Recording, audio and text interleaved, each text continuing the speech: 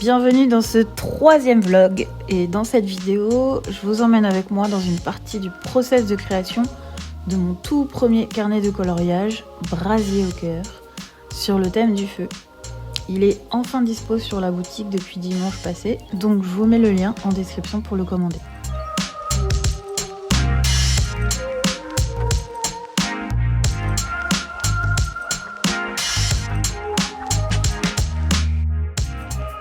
Moi, c'est Ambrose, je suis illustratrice, animatrice d'ateliers artistiques. Je vis à Bruxelles avec mon enfant tornade de 11 ans que j'élève seule.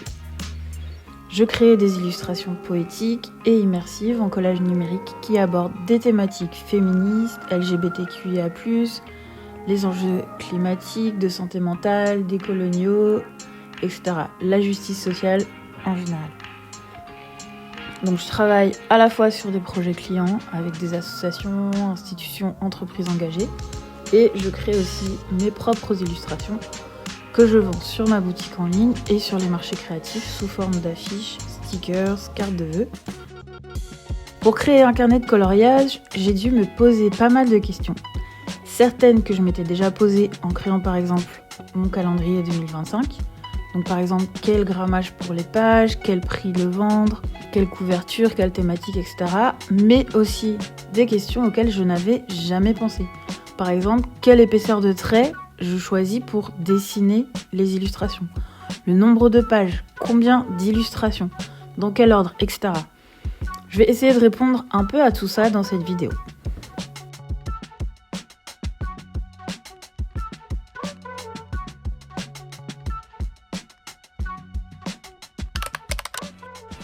Pourquoi un carnet de coloriage ? Ça faisait plusieurs années que j'avais envie de créer un carnet de coloriage. De manière générale, j'ai envie de créer plus d'outils de création accessibles à tous. Ce que j'aime avec ce genre de projet, c'est que vous aussi vous allez pouvoir créer. Et d'ailleurs, j'ai super hâte de découvrir vos pages coloriées et je suis trop curieux de découvrir les combinaisons de couleurs que vous allez trouver. En plus, le coloriage, c'est une activité ludique qui fait du bien, qui permet de se poser et perso, moi, ça me vide la tête. Avec mon enfant tornade, on aime vraiment bien passer des moments où on fait du coloriage ensemble et c'est vraiment des moments très chouettes à partager ensemble.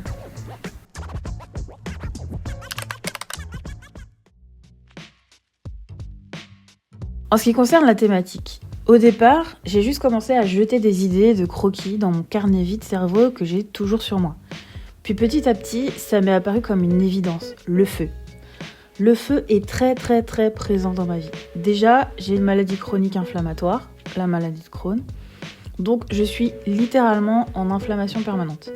Et d'ailleurs, il y a quelques années, j'avais écrit un texte qui s'appelle « Je suis un volcan qui voudrait être une montagne ».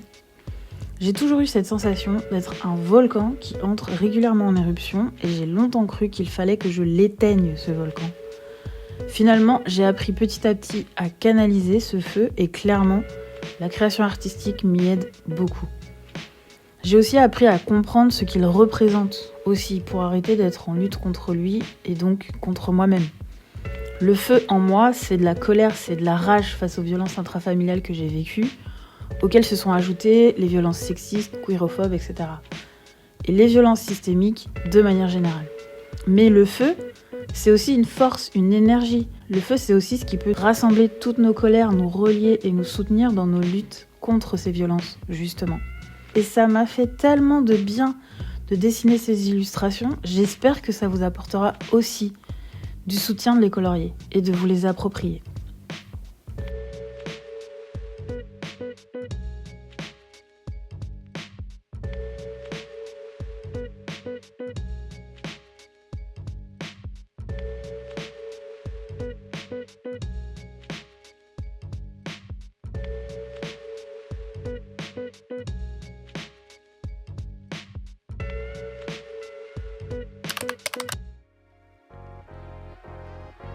Ça a vraiment été un truc que j'ai découvert et ça m'a épatée à quel point je n'avais jamais pensé à ça. J'ai imprimé les premières illustrations que j'avais créées pour que mon enfant puisse les tester et en fait les traits étaient beaucoup trop fins, il y avait beaucoup trop de détails. Il a une dyspraxie qui crée une dysgraphie, c'est un trouble de la motricité fine qui fait que pour lui, écrire, colorier, dessiner, etc., c'est vraiment très très difficile, ça demande beaucoup d'efforts pour lui, beaucoup d'énergie, de concentration, etc. Et donc voilà, il m'a dit lui-même, maman, c'est trop difficile. Et en fait, moi, je voulais trouver un équilibre entre faire en sorte que le carnet soit accessible à tous, que ça puisse du coup être une activité qu'on peut partager en famille, avec les enfants, les amis, les amoureux, etc. ou seul d'ailleurs, et en même temps avoir une certaine finesse et avoir des détails. Et donc au final, il y a certaines illustrations qui sont plus détaillées que d'autres, et certaines qui ont plus de décors que d'autres, certaines qui sont plus simples, et en fait je trouve que ça s'équilibre bien. D'ailleurs, j'ai hâte de connaître vos avis sur tout ça.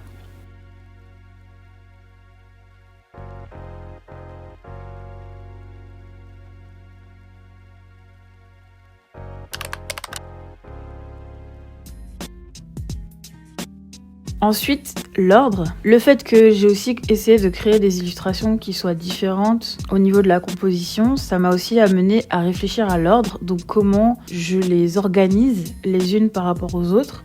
Et j'ai essayé de faire en sorte qu'il y ait une sorte d'alternance entre les illustrations qui sont détaillées, celles qui sont plus simples, où il y a des formes qui sont moins fermées, d'autres qui sont encadrées. Et moi, j'ai trouvé ça assez marrant et assez ludique, d'organiser les pages, quoi.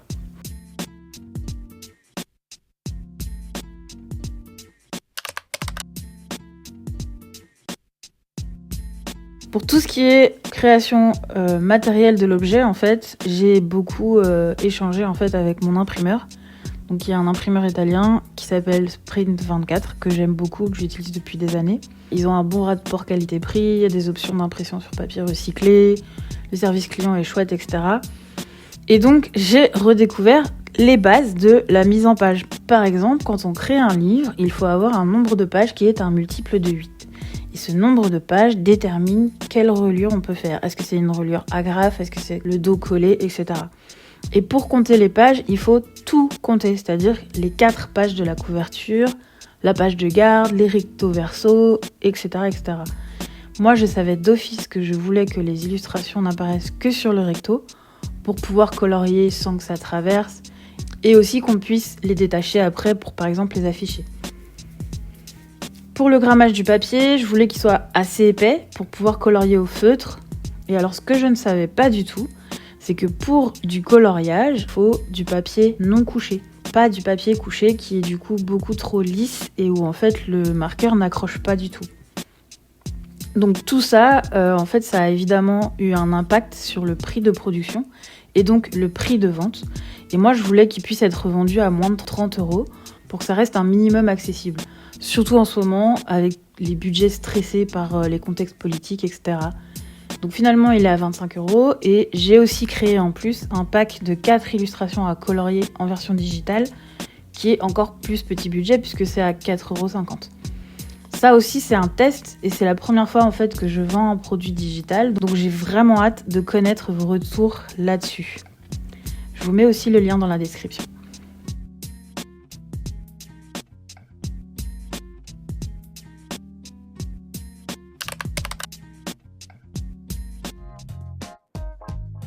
En ce qui concerne mon process et mes outils, donc en fait moi pour créer mes illustrations et que ce soit mes illustrations en couleur ou les illustrations pour ce carnet de coloriage, je pars toujours d'un crayonné sur papier avec mon vieux porte-mine Bic avec une mine 0,7 plutôt grasse.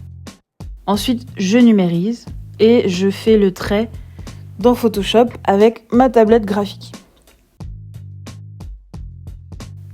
Puis la mise en page, je l'ai faite sur InDesign. Voilà, j'espère que cette vidéo vous a plu. Et si c'est le cas, n'hésitez pas à mettre un petit pouce, à commenter, à poser vos questions en commentaire. Ça apporte beaucoup de visibilité, surtout aux petites chaînes comme la mienne qui débutent. Pour découvrir mon travail, vous pouvez me suivre sur Instagram, sur TikTok, vous inscrire à ma newsletter. Et d'ailleurs, en remerciement, vous recevez un coloriage gratuit à télécharger. Je vous mets aussi le lien dans la description. Je vous laisse avec la création de la couverture sur laquelle je m'émerveille tellement. À bientôt, douceur sur vous!